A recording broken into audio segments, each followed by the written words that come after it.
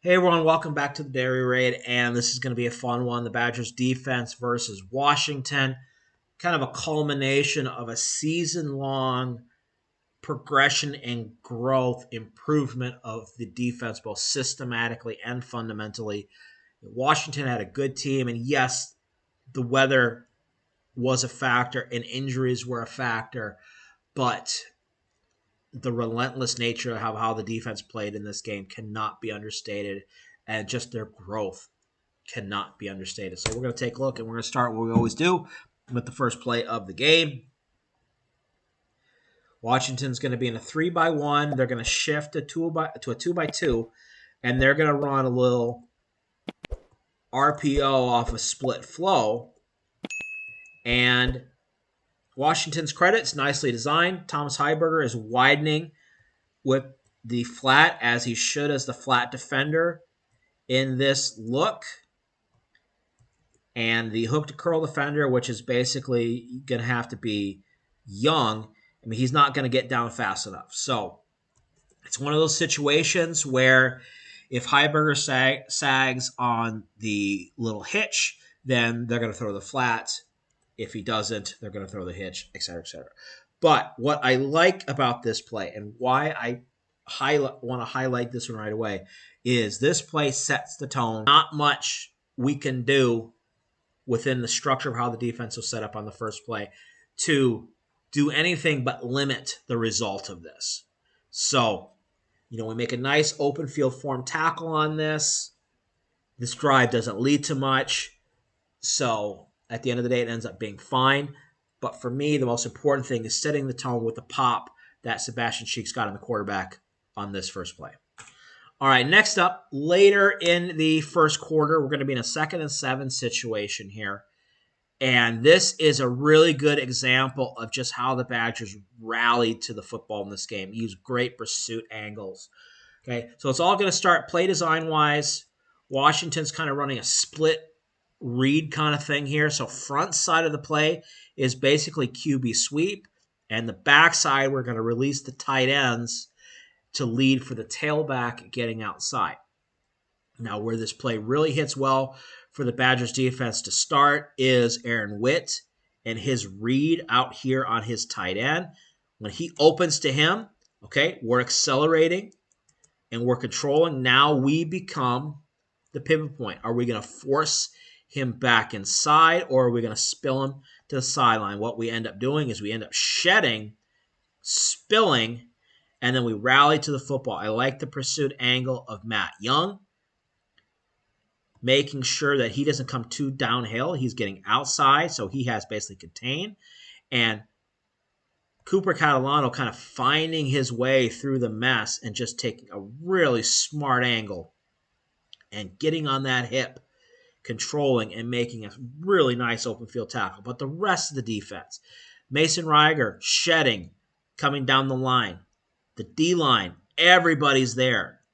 This was a theme throughout the game where Washington ball carriers, more often than not, were getting off the ground after 3, 4, 5 Badgers were on top of them. So this is a nice play demonstrating just how well the Badgers front played moving sideline to sideline in this game. All right, top of the second quarter. Now we're in a 3rd and 10 situation. We've played well up into this point of the drive.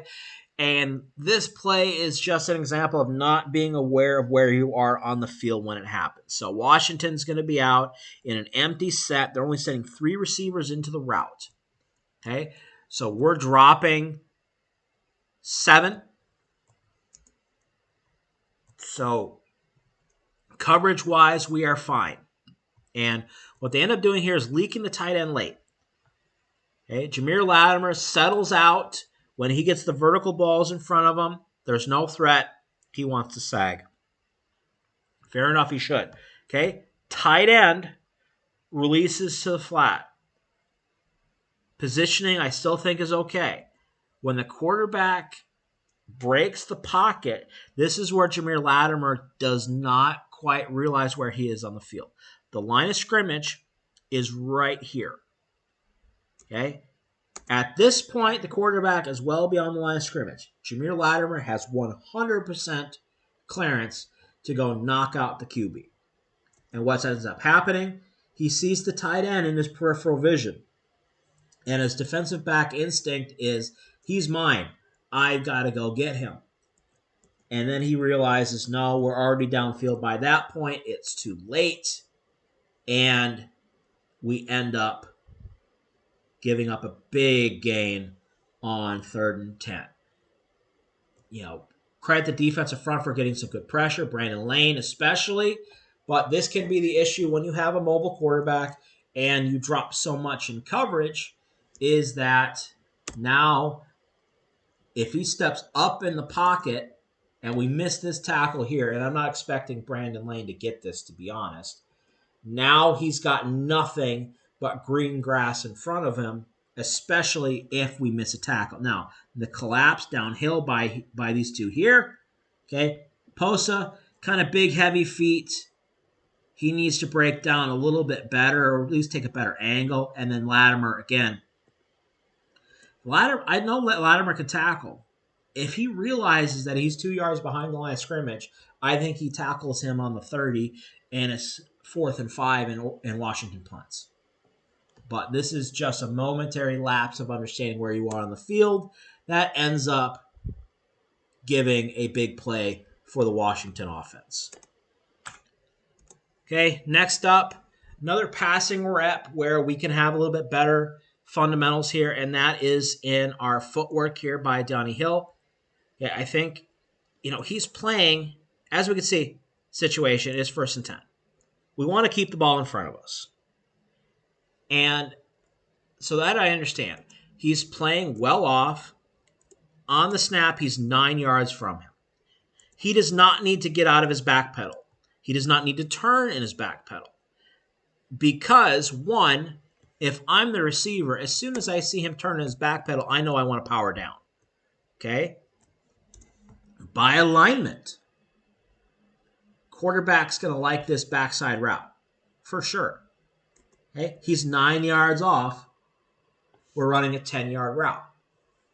Quarterback's decision is already made. So, what can we do? Stay in our back pedal. First thing, he's a little high.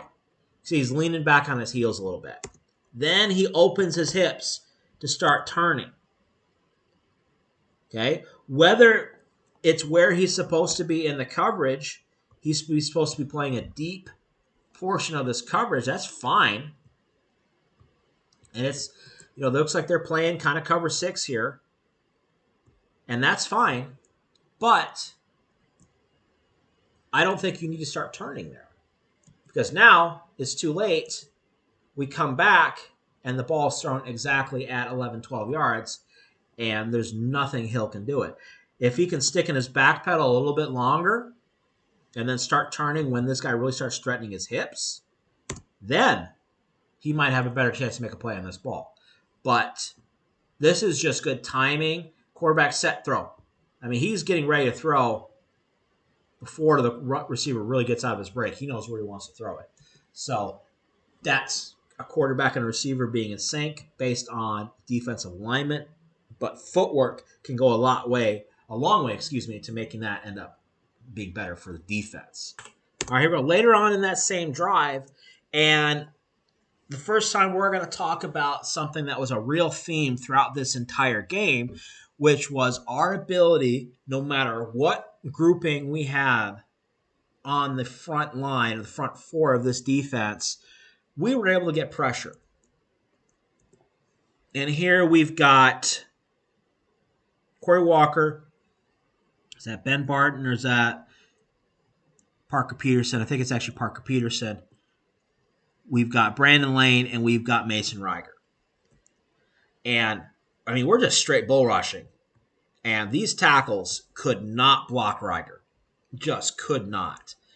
And what this kind of does is, I mean, first thing with the quarterback here, there's really nowhere to throw. The defense has this kind of spaced out really nicely where, we're sagging here, but if we get a ball in the flat, we can get downhill. We can already see the ball's in the air. He can still sag. Now he can turn. Now he can turn his hips. Safety, Austin Brown's in a great spot. I mean, the ball's out of bounds anyways, but there's nowhere to throw. You know, every receiver in this look has multiple Badgers around them. And we can do that because we can get pressure with 4. Not only this is after the block punt. Badgers in their heavy set. What I like, at least what they did this week, is they kept some defensive backs on the field. And sure, it's in relation to the personnel group that Washington's in. They're in 12 personnel, so we don't want to go too crazy. But bringing in extra beef on the D-line, bringing in extra linebackers is how you do it, where you can still have coverage. Also, when I made this breakdown for Substack, it took me a good while to realize that this is Tackett Curtis wearing number 41. So it ends up being a good play from him. He's just getting downhill and getting in position, helping guard. Ben Barton being big on the guard as well. So the guard, he's on the guard, and Charles Perkins on the center. Excuse me. Also, we've got Suggs getting good lateral movement. This is a good rep. That's Veals. Didn't notice it was Veals in the game. So we've got 5 true defensive linemen in here, 5 true defensive tackles. I actually like this personnel group here. So we've got 5 on the D-line. We've got Reiger as a stand-up outside linebacker. We got Austin Brown down as kind of an outside linebackerish kind of look. We got Posa, and we've got Tackett Curtis. What I like here about the receiver gets a little bit of a stutter release, but Rico doesn't break his back pedal. He's just smooth. He's got his eyes in the right position. A little worried that he lost it there for a second, but he's able to track the ball. And then, as people in the broadcast are saying, it's almost like he was running the fade for the receiver. And if you go back and you look at the box, we're getting some pressure with Suggs, just pushing that guard back. And the big thing I noticed, though, for this quarterback really has a tendency to kind of, as you see here, kind of javelin the ball. And he's just throwing all arm. He's not getting his hips involved. Maybe it's because he feels the pressure. He wants to shorten. Sure, you keep your helmet on, even though it's after the play, even though you're out of bounds. Just leave your helmet on. It can lead to nothing but bad if you take it off. All right, next up, we got a 3rd and 12 situation. Again, Washington coming out in an empty look. Badgers showing the wide kind of front here with Mason Posa, up on the center. And they just run a nice little game here where we show initial press forward, and then we're going to slant with Suggs and with Cheeks. Is that Cheeks? No, sorry, that's Reiger. My bad. Cheeks is actually going to drop out here, and we just create chaos in the defensive backfield or offensive backfield. And again, this is defense really fun to watch. Okay, next up, 2 minutes left in the 3rd quarter. Washington's backed up. They're going to run split flow inside zone. And what I like about this rep here is just by defensive alignment, Michael Gardner is here as your field side heavy defensive end. He's listed as an outside linebacker, but let's say what he is. He's a defensive end. And so this is a situation as a quarterback, I want to read this guy. He steps inside, I'm keeping it. No doubt. Okay, but how we set this up really well, Aaron Witt just doing a good job here of maintaining position, okay, forcing the QB to have to go outside of the split flow. And then Cooper Catalano, we haven't talked about him much today, but man, did he have a good game. Just the motor. Okay? This quarterback had to earn every inch of the yardage on this play. Now, Rico, we need to tackle better. That's a bad angle. But we do a good job. I think Aaron Wade does a good job spilling the QB. Okay? Now we got to fill. Catalano spilling from the inside. Rico's got to spill from the outside. Okay? So it ends up being a 5-yard gain, but this is an ideal situation for Washington.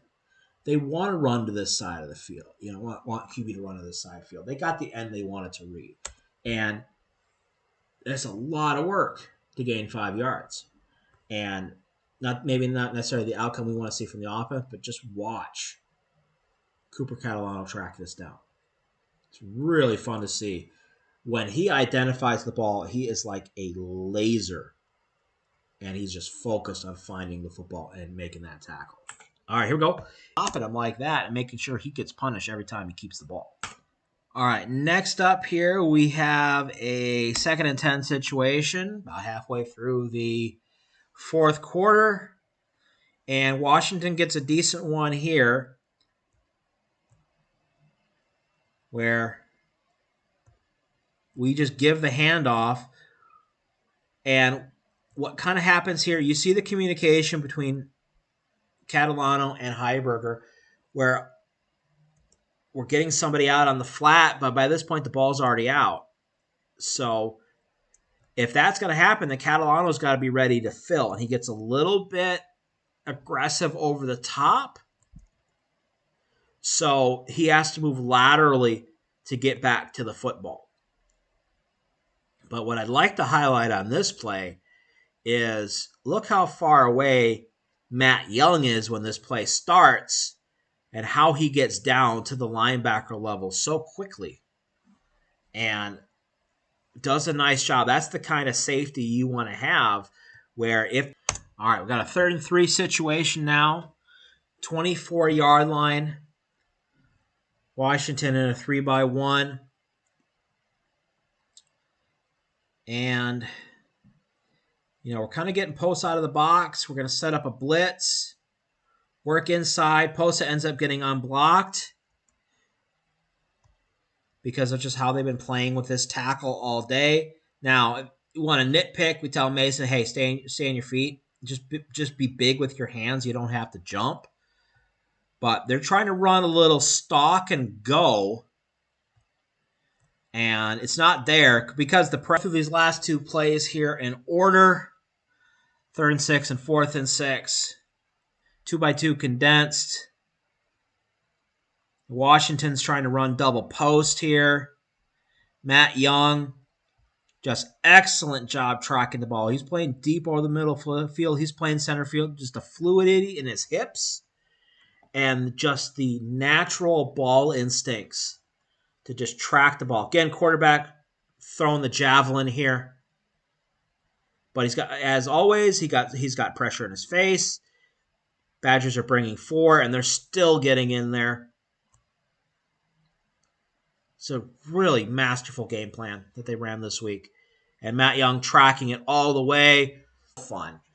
And I hope that those of you and us, I'm including myself in there, who still have a glimmer of hope of where the direction this program is going, is using this as a sign that there is something here. It's not there yet, but they're building towards something. The building blocks are there. They're young, they're inexperienced, but they're hungry, and it's something special. The patience is going to be rewarded, I hope. It's already being rewarded now with this big win. Got Indiana on Saturday. Probably going to bring us back down to earth, but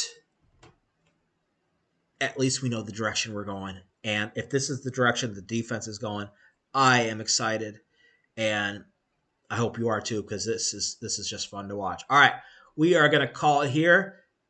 Thank you, as always, for watching, and we will see you next time, hopefully with film on the Badgers versus Indiana. Thank you for watching.